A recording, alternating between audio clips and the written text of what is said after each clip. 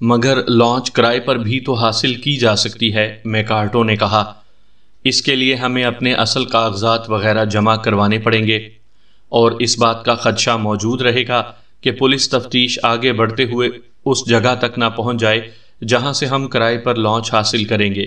ایسی صورت میں ہماری شناخت ہو جائے گی اور پولیس ہمارے تعاقب میں لگ جائے گی۔ ہمارا یہ منصوبہ کامیابی سے ہمکنار تبھی ہوگا جب ہم سکے بھی حاصل کر لیں اور پولیس کی دسترس سے بھی دور رہیں۔ میکارٹو اس بار ہنکارا بھرتے ہوئے خاموش ہو گیا۔ تو پھر کیا کل تم سب اس پلان پر عمل درآمد کرنے کے لیے تیار ہو؟ میگی نے استفسار طلب نگاہوں سے ان سب کا جائزہ لیتے ہوئے کہا۔ ہم تیار ہیں، رابن، لی مون اور ہارڈی نے یک زبان ہو کر کہا، جبکہ میکارٹو نے محض سر ہلانے پر ہی اکتفا کیا۔ تو پھر ہمیں اس پلان کو تفصیلی طور پر ڈسکس کر لینا چاہیے اور وقت اور جگہ کا تعین بھی کر لینا چاہیے جہاں لانچ حاصل کرنے کے بعد میں تم سے ملوں گی، میگی نے کہا، اور پھر وہ آگے جھکتے ہوئے ان سے اپنے اس پلان کی اہم جزیات طے کرنے لگی۔ تقریباً 2 گھنٹے بعد میگی لی مون کی کار پر اپنے گھر روانہ ہو گئی۔ اس نے ان سب سے طے کر لیا تھا کہ انہیں کس طرح ایک دوسرے کی معاونت کرنا ہے۔ اس بار بھی میکارٹو ہی اسے چھوڑنے گیا تھا، تاہم رابن کی جگہ ہارڈی ان کے ساتھ روانہ ہوا تھا۔ اسے شہر میں کوئی کام تھا۔ عورت کے دلی جذبات اس کے چہرے سے عیاں ہو جاتے ہیں، اور میں میگی کے چہرے سے صاف پڑھ چکا ہوں کہ وہ مجھے پسند کرنے لگی ہے۔ میکارٹو کے میگی اور ہارڈی کے ہمراہ روانہ ہوتے ہی رابن نے کہا تو لی مون حیرت بھرے چہرے سے اسے تکنے لگا۔ میگی کا چہرہ پڑھنے کا دعویٰ اس سے قبل میکارٹو اور ہارڈی بھی کر چکے تھے۔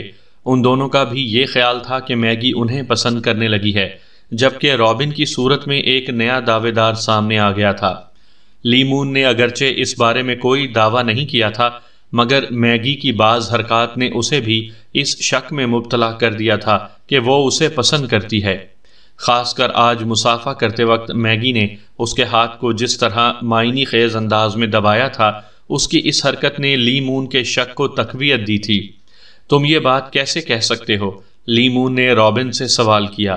کیا میگی نے تم سے براہ راست کوئی بات کی ہے؟ عورت براہ راست کسی مرد سے اظہار محبت نہیں کرتی، اور جو ایسا کرتی ہے وہ سرے سے عورت ہی نہیں، رابن نے مفکرانہ لہجے میں کہا۔ عورت اشاروں کی زبان میں مرد کے سامنے اپنا مدعا بیان کرتی ہے، اور میں نے بھی میگی کی حرکات و سکنات سے یہ اندازہ لگایا ہے کہ وہ مجھے پسند کرنے لگی ہے۔ وہ اکثر کن اکھیوں سے مجھے دیکھ کر مسکراتی ہے، اس کا چہرہ اس کے دلی جذبات کی عکاسی کرتا ہے، اور میں عورتوں کا چہرہ پڑھنے میں بڑی مہارت رکھتا ہوں۔ مگر تم سے پہلے یہ دعویٰ میکارٹو اور ہارڈی نے بھی کیا ہے، لی مون نے کہا۔ میکارٹو نے میری موجودگی میں ہی دعویٰ کیا تھا، اور ساتھ ہی دھمکی آمیز لہجے میں مجھے اور ہارڈی کو اس سے دور رہنے کا بھی کہا تھا، رابن نے سر ہلاتے ہوئے کہا۔ مگر ہارڈی نے بھی ایسا کوئی مضحکہ خیز دعویٰ کیا ہے، یہ میرے علم میں نہیں۔ جب تم میکارٹو کے ہمراہ میگی کو لینے گئے تھے تو ہارڈی نے مجھ سے یہ بات کہی تھی، لی مون نے کہا۔ مجھے لگتا ہے کہ میگی کے بے تکلفانہ انداز اور رویے کی وجہ سے تم تینوں کو غلط فہمی ہو گئی ہے۔ میکارٹو اور ہارڈی کی حد تک تمہاری رائے کو درست کہا جا سکتا ہے، رابن پرزور لہجے میں بولا، مگر میں پورے وثوق سے کہہ سکتا ہوں کہ عنقریب تم میگی کو میری بیوی کے روپ میں دیکھو گے۔ اس واردات کی کامیابی کے بعد اپنے اپنے حصے لے کر تم سب اپنی راہ لینا، جبکہ میں میگی کے ہمراہ اپنی ایک الگ دنیا بساؤں گا۔ لی مون کو اچھی طرح اندازہ ہو رہا تھا کہ رابن کے دعوے میں کہاں تک صداقت ہے، تاہم اس نے مزید کچھ کہنے سے گریز کیا۔ وہ جانتا تھا کہ اگر اس نے رابن کے مزاج کے خلاف کوئی بات کی تو وہ مشتعل بھی ہو سکتا تھا، اور لی مون اس وقت کوئی بدمزگی پیدا کرنے کے موڈ میں نہیں تھا۔ میکارٹو اور ہارڈی واپس آنے والے تھے، اور وہ سب میگی کے سامنے حامی بھر چکے تھے کہ اس کے منصوبے میں اس کا ساتھ دیں گے۔ میگی نے ان کی کافی حد تک تسلی کروا دی تھی۔ لی مون کو بھی لگ رہا تھا کہ وہ سب اس واردات کو سر انجام دینے میں کامیاب ہو جائیں گے، تاہم وہ ذہنی طور پر خاصا دباؤ محسوس کر رہا تھا۔ اس بار وہ سبھی اپنی اوقات سے بڑا ہاتھ مارنے جا رہے تھے۔ سامعین کرام، آپ سن رہے ہیں اردو کہانی کتاب نسواں۔ یہ اس سلسلے کی قسط نمبر 3 ہے۔ مجھے امید ہے آپ کو میری یہ کاوش پسند آ رہی ہوگی۔ اگلے دن وہ سب تقریباً 1 بجے کے قریب لی مون کی کار میں روانہ ہو گئے۔ میگی سے وہ تمام معاملات پہلے ہی طے کر چکے تھے۔ اس نے سختی سے آج کے دن موبائل فون استعمال کرنے سے منع کیا تھا، اس لیے انہوں نے اپنے موبائل فون ساتھ نہیں لیے تھے۔ کار لی مون خود ڈرائیو کر رہا تھا۔ انہیں نیچے پہنچنے میں تقریباً 2 گھنٹے لگے۔ انہوں نے میکارٹو کو میوزیم سے کچھ دوری پر ڈراپ کرنا تھا، تاہم راستے میں میکارٹو نے ایک جگہ رک کر کچھ سامان وغیرہ خریدا تھا۔ نقلی داڑھی مونچھیں چہرے پر لگاتے ہی اس کا حلیہ کافی حد تک تبدیل ہو گیا تھا۔ اس نے گاڑی میں ہی اپنے چہرے کی نقلی داڑھی مونچھیں ایڈجسٹ کی اور پھر کار سے اتر کر میوزیم کی جانب بڑھ گیا۔ اس نے نقلی داڑھی مونچھوں کے علاوہ بھی کچھ ضروری سامان خریدا تھا۔ لی مون نے کار ایک پارکنگ ایریا میں کھڑی کی اور پھر ہارڈی اور رابن کے ہمراہ قریبی کافی شاپ کی جانب بڑھ گیا۔ ان کے پاس ابھی کافی وقت تھا۔ انہیں میگی کے ساتھ طے شدہ وقت اور جگہ پر ایک لانچ سمیت پہنچنا تھا، اسی لیے انہوں نے سمندر کنارے واقع کافی شاپ کا انتخاب کیا تھا تاکہ کنارے پر موجود کسی بوٹ کا جائزہ لیا جا سکے۔ سمندر کنارے کسی بوٹ کو چوری کرنا اور پھر سٹارٹ کرنا اتنا آسان نہیں تھا، تاہم وہ تینوں پر امید تھے کہ وہ ایسا کرنے میں کامیاب رہیں گے۔ ہارڈی اور رابن بوٹ چلانے میں بھی مہارت رکھتے تھے۔ میکارٹو اس بلند و بالا عمارت کی لفٹ میں سوار ہو کر کچھ ہی دیر میں 50ویں منزل پر پہنچ گیا۔ اس نے میوزیم کا ٹکٹ خریدا اور پھر اندر داخل ہو گیا۔ میوزیم میں کافی تعداد میں سیاح وغیرہ موجود تھے۔ اس نے بھی دوسرے افراد کے ساتھ میوزیم میں موجود نوادرات کا جائزہ لینا شروع کر دیا۔ چلتے چلتے وہ ان سکوں والے شوکیس کے پاس بھی پہنچا جنہیں چرانے کے لیے وہ اس جگہ پر آیا تھا۔ بقول میگی اس شوکیس کا حفاظتی الارم خراب تھا اور میکارٹو کو صرف اس کا لاک کھولنا تھا۔ وہ آہستہ آہستہ اس بڑے شوکیس کے پاس پہنچ گیا جس کے پیچھے دیوار میں کوئی پرانا آتش دان موجود تھا اور اسے اس آتش دان کے خلا کو چھپنے کے لیے استعمال کرنا تھا، مگر فوری طور پر یہ ممکن نظر نہیں آ رہا تھا۔ اگرچہ یہ شوکیس میوزیم ہال کے ایک کونے میں واقع تھا، تاہم کچھ شائقین نوادرات ابھی اس جگہ موجود تھے۔ میکارٹو نے وہاں کھڑا ہونا مناسب نہ سمجھا اور میوزیم ہال میں موجود دوسرے نوادرات کا جائزہ لینے لگا۔ وہ موقع کی تلاش میں بار بار گھوم کر اس بڑے شو کیس کے پاس آتا اور پھر وہاں کچھ افراد کو کھڑے دیکھ کر کسی اور جانب نکل جاتا۔ 2 گھنٹے یوں ہی گزر گئے۔ شام 5 بجے کے قریب سیاحوں اور شائقین کا رش چھٹنے لگا تو میکارٹو کو بھی موقع مل گیا۔ ابھی وہ اپنے مطلوبہ بڑے شو کیس کے پاس ہی تھا۔ اس وقت کونے میں کوئی موجود نہیں تھا۔ 6 بجے میوزیم بند ہونے والا تھا، اس لیے زیادہ تر افراد نے میوزیم کے خارجی دروازے کا رخ کر لیا تھا۔ میکارٹو نے آخری بار آس پاس کا جائزہ لیا۔ میوزیم کے اس حصے میں کسی ذی روح کا نام و نشان تک نظر نہیں آ رہا تھا، مگر کسی بھی لمحے کوئی ادھر کا رخ کر سکتا تھا۔ عملی کام کا یہی وقت اور موقع تھا۔ اس نے اپنے کوٹ کی جیب سے ربڑ کے دستانے نکال کر پہنے اور پھرتی سے آگے جھک کر اس بڑے شوکیس کے نچلے حصے پر اپنے دونوں ہاتھ مضبوطی سے جماتے ہوئے اسے ایک سائیڈ پر کھسکا دیا۔ ایسا کرنے سے ہلکی سی آواز بھی پیدا ہوئی۔ توقع کے مطابق اس شوکیس کے پیچھے دیوار میں ایک پرانا آتش دانی خلا موجود تھا جو اتنا بڑا تھا کہ ایک آدمی اس میں آسانی سے گھس کر بیٹھ سکتا تھا۔ میکارٹو نے آخری بار آس پاس کا جائزہ لیا اور پھر کسی کو نہ پا کر تیزی سے شوکیس کے پیچھے کھسک گیا۔ آتش دان کے پاس پہنچتے ہی وہ اس کے اندر گھس گیا۔ اس نے لمحہ بھر کے لیے اپنے جسم کو ایڈجسٹ کیا اور پھر اپنے دونوں ہاتھ شوکیس کے نیچے مضبوطی سے جما کر اسے واپس دیوار کے ساتھ چپکا لیا۔ سب کچھ چشم زدن میں ہو گیا تھا۔ میکارٹو کو یقین تھا کہ اسے ایسا کرتے کسی نے نہیں دیکھا اور وہ اپنے کام کا سب سے مشکل مرحلہ طے کر چکا ہے۔ اسے 15 منٹ اسی حالت میں گزر گئے۔ اتنا وقت گزرنے کے بعد میکارٹو کے دیکھ لیے جانے کے تمام خدشات بھی دور ہو گئے تھے۔ اگرچہ اس پرانے آتش دان میں اتنی گنجائش موجود تھی کہ ایک آدمی آسانی سے خود کو ایڈجسٹ کر سکتا تھا، مگر میکارٹو عام جسامت اور قد و قامت کا مالک نہیں تھا، اس لیے اسے اس حالت میں بیٹھنے میں خاصی مشکل پیش آ رہی تھی اور اسے میوزیم کے بند ہونے تک اسی حالت میں رہنا تھا۔ یہ خاصا تکلیف دہ اور صبر طلب کام تھا، مگر میکارٹو کے پاس اس تکلیف کو برداشت کرنے کے سوا کوئی چارہ نہیں تھا۔ اور پھر کامیابی کی صورت میں جتنی رقم حاصل ہونے والی تھی اس کے مقابلے میں بھلا اس تکلیف کی کیا حیثیت تھی۔ وہ 1 گھنٹے تک خود پر جبر کیے اسی حالت میں بیٹھا رہا۔ اگرچہ وہ شو کیس کے پیچھے موجود تھا، تاہم جب میوزیم کی روشنیاں گل ہوئیں تو اسے اندازہ ہو گیا۔ اس نے اپنی رسٹ واچ کا جائزہ لیا۔ 6 بجے سے اوپر کا وقت ہو چکا تھا۔ میکارٹو کو یقین تھا کہ میوزیم کے دروازے بند کر دیے گئے ہوں گے اور اب حال میں کوئی نہیں ہوگا۔ تاہم پھر بھی وہ مزید 15 منٹ تک اسی حالت میں بیٹھا رہا۔ اس نے ایک بار پھر اپنی رسٹ واچ پر نگاہ ڈالی اور پھر اپنے دونوں ہاتھوں کے زور سے شو کیس کو آگے کی طرف کھسکانا شروع کر دیا۔ چند ثانیوں میں ہی وہ باہر نکل آیا۔ میوزیم بند ہو چکا تھا۔ ہال کی زیادہ تر لائٹس بھی آف کر دی گئی تھیں۔ میکارٹو نے اس بات کی بھی تسلی کر لی کہ میوزیم کا داخلی اور خارجی دروازہ بند ہو چکا ہے۔ کام کرنے کے لیے راستہ صاف ہو چکا تھا۔ مزید وقت برباد کرنا مناسب نہیں تھا۔ وہ آہستہ آہستہ چلتے ہوئے قیمتی سکوں کے اس شو کیس کے پاس پہنچ گیا جنہیں چوری کرنے کے لیے اس نے یہ ساری تکلیف برداشت کی تھی۔ اس نے اپنی جیب سے لوہے کا ایک باریک تار نکالا اور شو کیس کا لاک کھولنے میں مصروف ہو گیا۔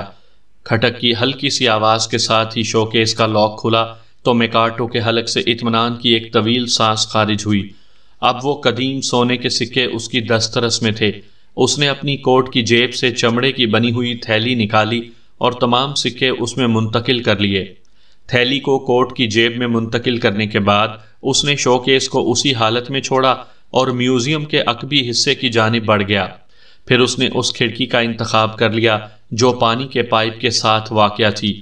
اب میکارٹو کو میگی کے بتائے ہوئے اس پلان کے سب سے کٹھن اور پرخطر مرحلے سے گزرنا تھا۔ اس نے کھڑکی کھولی تو سرد ہوا کے تھپیڑوں نے اس کا استقبال کیا۔ لمحہ بھر کے لیے اس پر کپ کپاہٹ طاری ہو گئی۔ میکارٹو نے کھڑکی سے عقبی جانب کا جائزہ لیا، تاہم 50ویں منزل اور اندھیرا ہونے کی وجہ سے اسے نیچے کچھ نظر نہیں آیا۔ اس نے کھڑکی کے ساتھ ہی چھت سے زمین کی جانب جاتے پانی کے پائپ کا جائزہ لیا۔ بادی النظر میں یہی محسوس ہوتا تھا کہ اس پائپ کے سہارے چھت تک پہنچا جا سکتا تھا۔ وہ کھلی کھڑکی پر چڑھ کر کھڑا ہوا اور لمحہ بھر میں اپنے جسم کو ایڈجسٹ کرتے ہوئے دونوں ہاتھوں سے پائپ کو تھامتے ہوئے فضا میں لٹک گیا۔ اپنے ہاتھوں اور پیروں کو پائپ پر جماتے ہی اس نے اوپر چڑھنا شروع کر دیا، تاہم یہ اس کی توقع سے بھی زیادہ مشکل اور دشوار کام ثابت ہوا۔ پانی کے اس پائپ کو پکڑ کر اوپر چڑھنا تو زیادہ مشکل نہ تھا، تاہم پائپ پر کائی جمی ہونے کی وجہ سے اس کے ہاتھ پیر بار بار پھسل رہے تھے۔ وہ اب بہت سنبھل کر اوپر چڑھ رہا تھا۔ اس کی ایک ذرا سی غلطی اسے موت کے منہ میں دھکیل سکتی تھی۔ اگرچہ پھسلن زدہ پائپ کے سہارے اوپر چڑھنا ایک مشکل اور صبر آزما کام تھا، تاہم میکارٹو یہ مرحلہ بھی کامیابی سے طے کرنے میں کامیاب رہا۔ اب وہ اس 50 منزلہ عمارت کی چھت پر پہنچ چکا تھا اور اسے آخری مرحلہ طے کرنا تھا، یعنی پیراشوٹ کے ذریعے عقبی جانب کودنا تھا۔ وہ آہستہ آہستہ چلتا ہوا اس جانب بڑھا جہاں اس کے اندازے کے مطابق سیڑھیاں تھیں۔ اب اس نے کوٹ کی جیب سے ٹارچ نکال کر دوبارہ روشن کر لی تھی۔ میگی نے کہا تھا کہ چھت پر جانے والا دروازہ عام طور پر لاک رہتا ہے، عام طور پر ادھر کا رخ کوئی نہیں کرتا، تاہم سیڑھیوں کے ساتھ ہی ایک روشن دان موجود ہے۔ وہ پیراشوٹ بیگ اس روشن دان سے چھت پر پھینک دے گی۔ اس نے اپنا کام کر دیا تھا۔ میکارٹو کو ٹارچ کی روشنی میں وہ بیگ نظر آ گیا تھا۔ اس وقت چاند بادلوں کی اوٹ میں چھپ گیا تھا، جس کی وجہ سے ٹارچ کی روشنی کے بغیر واضح طور پر کچھ دیکھ پانا ممکن نہیں تھا۔ میکارٹو نے بیگ اٹھایا اور پھر پیراشوٹ پہن لیا۔ اس نے چیک کر لیا تھا کہ پیراشوٹ فوری طور پر قابل استعمال حالت میں تھا اور اس کے ساتھ ایمرجنسی پیراشوٹ بھی منسلک تھا۔ میگی اپنے دعوے پر پوری اتری تھی۔ میکارٹو اس کے پلان کے تمام مراحل طے کر چکا تھا، بس ایک آخری مرحلہ باقی تھا اور اس کے خیال میں یہ زیادہ مشکل نہ تھا۔ وہ کسی دور میں پیرا ٹروپنگ کا ایک ماہر کھلاڑی رہ چکا تھا۔ وہ چلتے ہوئے اسی جگہ آ گیا جہاں سے وہ چھت تک پہنچا تھا۔ 50ویں منزل سے نیچے گھپ اندھیرے کے سوا کچھ بھی نظر نہیں آ رہا تھا۔ میکارٹو نے اپنی ٹارچ کا رخ نیچے کی جانب کیا اور پھر اسے بار بار جلانا اور بند کرنا شروع کر دیا۔ چند ثانیوں میں ہی اسے نیچے سمندر میں بھی اسی طرح روشنی جلتے بجھتے دکھائی دی تو اس کے چہرے پر بے اختیار مسرت کے تاثرات عود کر آئے۔ جوابی اشارہ موصول ہونے کا مطلب تھا کہ لیمون، ہارڈی اور رابن کسی لانچ کو چوری کرنے میں کامیاب رہے تھے اور سمندر میں میگی کے ہمراہ موجود تھے۔ اب اسے کودنا تھا۔ اس نے اپنے جسم کو جمپ پوزیشن میں ایڈجسٹ کیا اور پھر پوری قوت سے آگے کی جانب زور لگاتے ہوئے نیچے کود گیا۔ اس کا مقصد عمارت کی دیواروں سے دور ہونا تھا تاکہ پیراشوٹ کھلتے وقت دیواروں سے نہ الجھ جائے۔ پیرا ٹروپنگ کرنے والے ماہر عام طور پر کسی جہاز وغیرہ سے چھلانگ لگاتے وقت فوری طور پر اپنا پیراشوٹ نہیں کھولتے اور زمین کے زیادہ سے زیادہ قریب ہو کر ایسا کرتے ہیں۔ تاہم میکارٹو کسی جہاز کی بلندی کے بجائے 50 منزلہ عمارت سے کودا تھا۔ پیرا ٹروپنگ کے لیے یہ فاصلہ انتہائی کم تھا، اس لیے اس نے چھلانگ لگاتے ہی اپنا پیراشوٹ کھول دیا، مگر دوسرے ہی لمحے اس کا دماغ بھگ سے اڑ گیا۔ پیراشوٹ نہیں کھلا تھا۔ میکارٹو نے 1 سیکنڈ کے 20ویں حصے میں ہی خطرے کا ادراک کر لیا اور انتہائی پھرتی سے ایمرجنسی پیراشوٹ کھول دیا، مگر اس بار اس کا ذہن زلزلے کی زد میں آ گیا۔ ایمرجنسی پیراشوٹ بھی نہیں کھلا تھا۔ زمین کا کشش ثقل کا قانون اپنی جگہ اٹل ہے۔ میکارٹو بے بسی سے زمین کو قریب آتے دیکھتا رہا۔ اسے زیادہ سوچنے کا بھی موقع نہ ملا۔ چند ہی لمحوں میں وہ زمین سے ٹکرا کر کئی ٹکڑوں میں تقسیم ہو گیا۔ اس نے سکے چوری کرنے کے پلان کے تمام مراحل کامیابی سے طے کر لیے تھے، مگر آخری مرحلے میں مار کھا گیا تھا۔ شاید پیراشوٹ میں کوئی خرابی واقع ہو گئی تھی۔ بات جو بھی تھی، موت کا بھیانک دہانہ میکارٹو کو نگل چکا تھا۔ لیمون، ہارڈی اور رابن میگی کے ہمراہ چوری شدہ لانچ میں موجود تھے۔ میگی کے پاس رات میں دیکھنے والی ایک دوربین بھی موجود تھی۔ لیمون، ہارڈی اور رابن نہیں جانتے تھے کہ میگی نے اس دوربین کا بندوبست کیسے اور کہاں سے کیا تھا۔ انہیں اندھیرے کی وجہ سے پتہ نہیں چلا تھا کہ میکارٹو کا پیراشوٹ نہیں کھلا ہے اور وہ میوزیم کے عقبی جانب موجود 1 ایکڑ تک پھیلے ہوئے خشک حصے پر جا گرا ہے۔ اس بات سے میگی نے ہی انہیں مطلع کیا تھا۔ یہ کیا ہو گیا میگی؟ لیمون نے ہذیان زدہ لہجے میں کہا۔ میں نے ابھی ہلکے سے دھماکے کی آواز سنی تھی، تو کیا وہ میکارٹو کے گرنے کی آواز تھی؟ ہاں، میگی تعصف بھرے لہجے میں بولی۔ سمندر کی پرشور لہروں کی وجہ سے میکارٹو کے گرنے کی آواز کافی حد تک دب گئی ہے۔ میں نے اپنی دوربین سے اسے واضح طور پر زمین پر گرتے دیکھا ہے۔ اس کا جسم اتنی بلندی سے گرنے کے بعد کئی ٹکڑوں میں تقسیم ہو چکا ہوگا، مگر اس کا پیراشوٹ کیوں نہیں کھلا؟ پیراشوٹ کا بندوبست تو تم نے کیا تھا، ہارڈی نے حیرت بھرے لہجے میں پوچھا۔ میں نہیں جانتی کہ ایسا کیوں ہوا ہے۔ میگی کی افسردگی میں اضافہ ہو گیا۔ اس کے چہرے سے ایسا محسوس ہو رہا تھا جیسے اسے بھی میکارٹو کی اس ناگہانی موت کا شدید رنج تھا۔ شاید پیراشوٹ خراب تھا یا میکارٹو اسے بروقت کھول نہیں پایا۔ اس نے کئی برسوں سے پیراٹروپنگ نہیں کی تھی۔ رابن نے کہا، لانچ سٹارٹ کرو اور اس جگہ پہنچو جہاں میکارٹو گرا ہے۔ اتنی بلندی سے گرنے پر میکارٹو تو مارا گیا ہے، مگر ان سکوں کو کوئی فرق نہیں پڑا ہوگا۔ میگی نے کہا تو لیمون سر ہلاتے ہوئے لانچ سٹارٹ کرنے لگا۔ انہیں اس جگہ آئے کافی دیر ہو گئی تھی۔ لیمون نے وہاں پہنچتے ہی لانچ کا انجن بند کر دیا تھا اور لانچ کافی دیر سے سمندری لہروں پر ہچکولے کھا رہی تھی۔ تاہم اب میوزیم کے عقبی خشک حصے پر پہنچنے کے لیے لیمون نے ایک بار پھر اسے سٹارٹ کر لیا تھا۔ انہیں اس جگہ پر پہنچنے میں 1 منٹ سے بھی کم وقت لگا جہاں میکارٹو گرا تھا۔ وہاں ٹارچ کی روشنی ڈالتے ہی میگی نے اپنی ناک پر ہاتھ رکھ لیا۔ جلدی سے سکے تلاش کرو، مجھ سے خون کی بو برداشت نہیں ہوتی، میگی نے کہا تو ہارڈی اور رابن میکارٹو کے ٹکڑوں میں تقسیم جسم کی جانب بڑھ گئے۔ کچھ ہی دیر میں وہ میکارٹو کے خون آلود کوٹ سے چمڑے کی وہ تھیلی برآمد کرنے میں کامیاب ہو گئے جس میں وہ تاریخی اور قیمتی سکے موجود تھے۔ وکٹری! بالآخر ہم کامیاب ہو گئے، رابن نے سکوں سے بھری تھیلی سب کی نگاہوں کے سامنے کرتے ہوئے کہا، مگر اس کے لیے ہمیں اپنے پرانے دوست میکارٹو کو کھونا پڑا۔ لیمون افسردگی سے بولا۔ سوگ منانے کے لیے یہ وقت اور جگہ مناسب نہیں ہے، ہارڈی ناصحانہ لہجے میں بولا۔ شاید تم لوگ بھول رہے ہو کہ ہم اس وقت کس پوزیشن میں ہیں۔ ایک طرح سے ہم سب تلوار کی دھار پر کھڑے ہوئے ہیں۔ یہاں سے فوراً نکلو۔ میگی بے چین سے لہجے میں بولی، میکارٹو مر چکا ہے اور اس جگہ کھڑے ہو کر اس کا سوگ منانے سے وہ واپس نہیں آئے گا۔ ہمیں اس چوری کی بوٹ سے جلد از جلد جان چھڑا لینی چاہیے۔ ہارڈی ٹھیک کہہ رہا ہے، ہم ابھی خطرے کی زد سے باہر نہیں ہوئے۔ لانچ میں بیٹھو اور نکلو۔ موجودہ صورتحال میں میگی کی باتوں سے صرف نظر ممکن نہیں تھا۔ ان سب نے بلا چون و چرا اس کی ہدایات پر عمل کیا۔ کچھ ہی دیر میں بوٹ اس جگہ سے دور ہوتی چلی گئی۔ تقریباً 15 منٹ تک بوٹ چلانے کے بعد لی مون نے اسے ایک گنجان ساحلی پٹی پر روک دیا۔ یہ رات کا وقت تھا اور ساحل پر لوگوں کا خاصا رش بھی تھا۔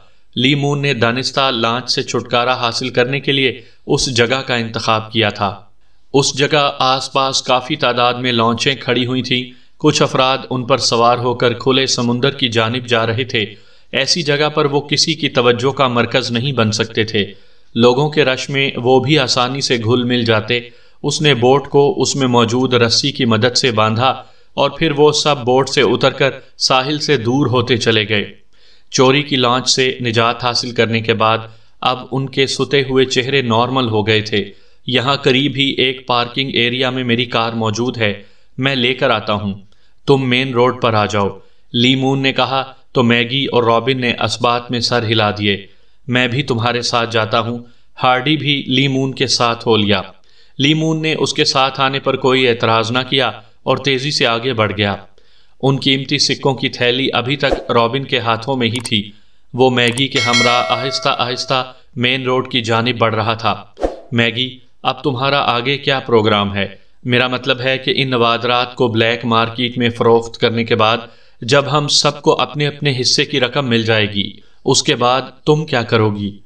میں اب نارمل لائف بسر کرنا چاہتی ہوں اور شادی کر کے خطرات کی دنیا سے دور ایک خوبصورت آشیانہ بسانے کی خواہش مند ہوں، میگی نے سادہ لہجے میں جواب دیا۔ کیا تم نے شادی کے لیے کسی کا انتخاب کر لیا ہے؟ رابن نے پر امید اور تجسس لہجے میں استفسار کیا۔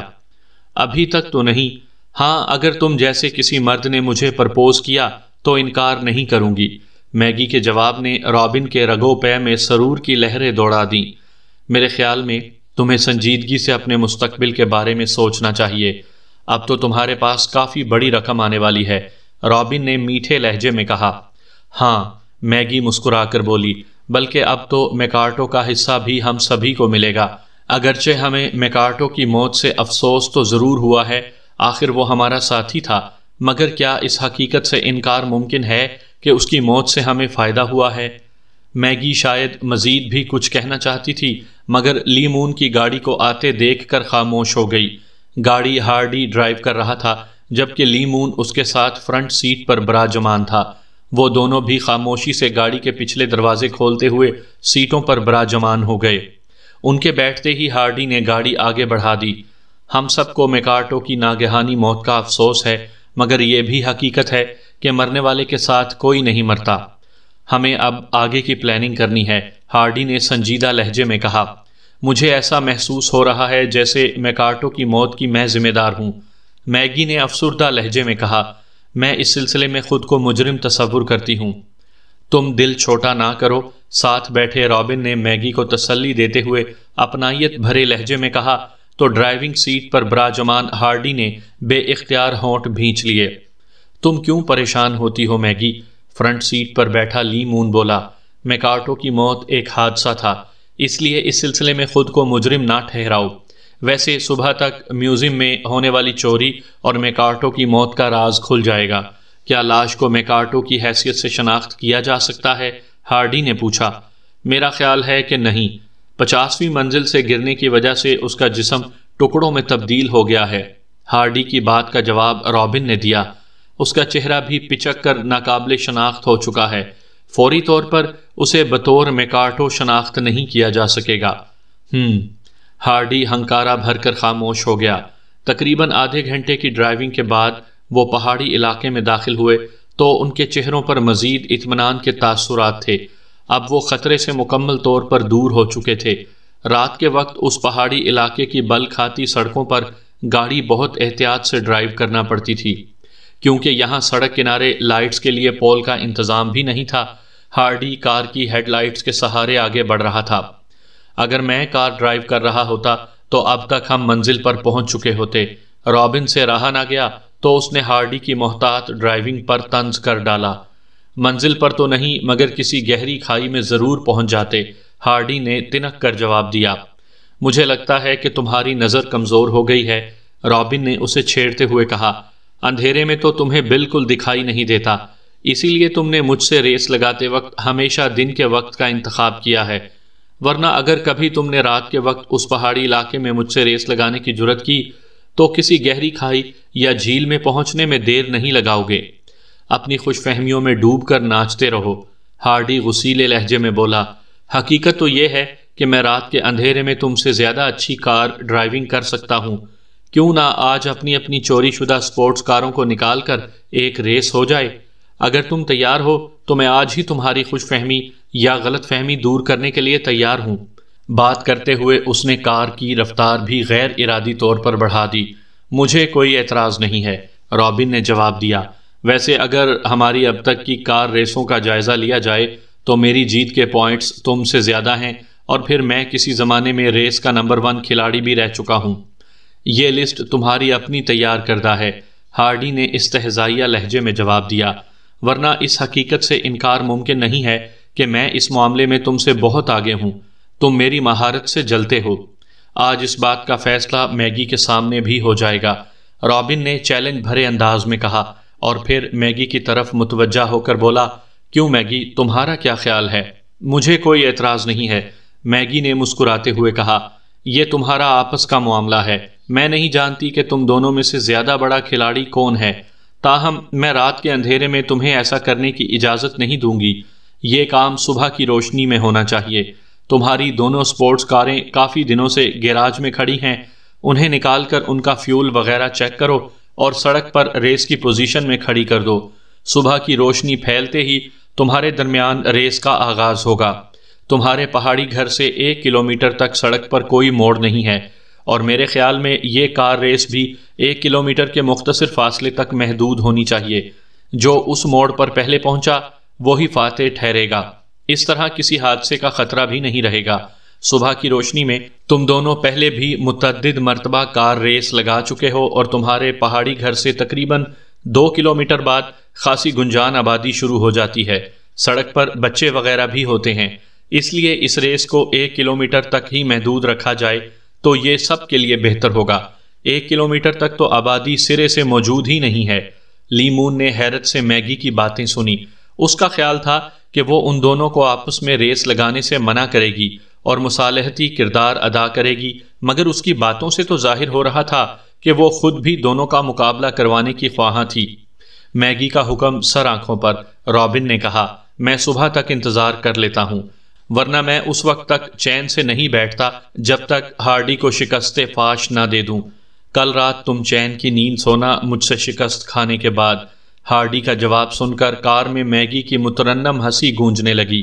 رابن اور ہارڈی کسی زمانے میں کار ریس کے کھلاڑی رہ چکے تھے، یہ ان دونوں کا شوق بلکہ جنون تھا، اور اپنے اس شوق کی وجہ سے ہی انہوں نے 2 سپورٹس کاریں چوری کی تھیں تاکہ اس ویران پہاڑی علاقے میں ایک دوسرے کے ساتھ ریس لگا کر اپنا شوق پورا کر سکیں۔